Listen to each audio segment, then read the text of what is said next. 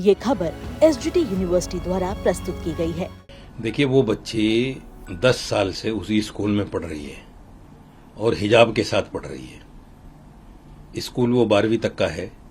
11वीं में जब वो एडमिशन लेने आई तो उसको कहा गया कि हिजाब नहीं चलेगा, और स्कूल वालों ने भी कोर्ट के सामने सिर्फ इतना कहा कि ये हमारी लापरवाही थी, और कोर्ट ने छोड़ दिया उनको। सवाल ये है कि जो 10 साल तक लापरवाही थी वो फिर 11वीं में आके उसकी परवाह कैसे बन गई। यानी स्कूल भी ये चाहता था कि ये धार्मिक एंगल आए, और कोर्ट भी इस पर धार्मिक एंगल से फैसला देना चाहता था, इसलिए उसका फैसला दे दिया गया। हालांकि मैं समझता हूं कि जो सिख धर्म के बच्चे भी पगड़ी पहनकर आते हैं, उन पर कोई किसी तरह की पाबंदी नहीं है। तो अगर बच्ची स्कार्फ पहन के आ रही है या हिजाब पहन के आ रही है, मैं समझता हूं कि उस पर कोई इस तरह की टिप्पणी नहीं होनी चाहिए थी, कोई फैसला नहीं आना चाहिए था। 2 साल में ऐसा कौन सा नॉर्म्स स्कूल का चेंज हो जाएगा? जब 10 साल में उसके नॉर्म्स पे कोई फर्क नहीं पड़ा तो 2 साल में क्या फर्क पड़ जाएगा। दूसरी और आखिरी बात यह है कि देखिए, हिजाब पहनकर बच्चियां जज बन रही हैं, हिजाब पहनकर बच्चियां पायलट बन रही हैं, IAS IPS बन रही हैं, उसमें हिजाब जो है कहीं भी एजुकेशन के आड़े नहीं आता। और अंतिम बात मैं ये कहना चाहता हूं, जजों के पास इस तरह के फैसले देने के वक्त कहां से आ जाते हैं, जबकि मेरा एक मामला 30,000 में चल रहा है, 3 साल हो गए, अभी तक उसका कोई फैसला नहीं है। ऐसे बहुत सारे केसेस हैं जो इंसाफ की इंतजार में दम तोड़ देते हैं, जो इंसाफ की इंतजार में बिखर जाते हैं।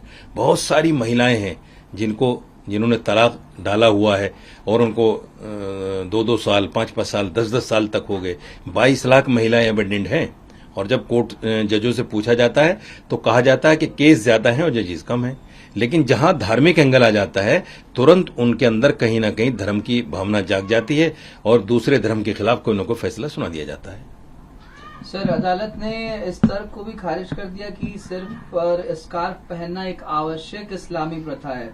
अदालत ने आगे कहा, जहां कहीं भी यह मुद्दा उठा है, उच्च न्यायालयों की एक राय एकमत रही है कि सिर पर स्कार्फ पहनना किसी महिला के लिए इस्लामी आस्था का अनिवार्य हिस्सा नहीं है। सर, नहीं, हम कब कह रहे हैं कि इस्लाम का अनिवार्य हिस्सा है? लेकिन रिलीजन फ्रीडम, खुद आदमी की अपनी अभिव्यक्ति की आजादी, ये दो अधिकार जब संविधान में मिले हुए हैं तो उसमें रिलीजन कहां से आ गया?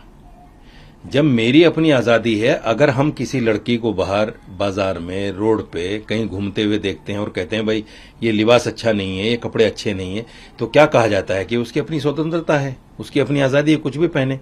तो यहां जब लड़की अपनी आजादी मांग रही है तो उसको आजादी क्यों नहीं दी जा रही है? ये तो एक बहुत बड़ा सवाल है ना।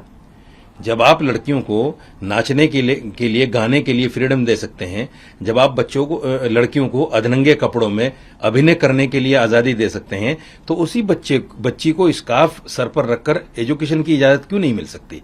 ये कहीं ना कहीं इस्लामोफोबिया है, धर्म को टारगेट करना है, और कहीं ना कहीं मुसलमानों को नीचा दिखाने वाला, और इसमें खाली TRP लेने वाली बातें और कुछ भी नहीं।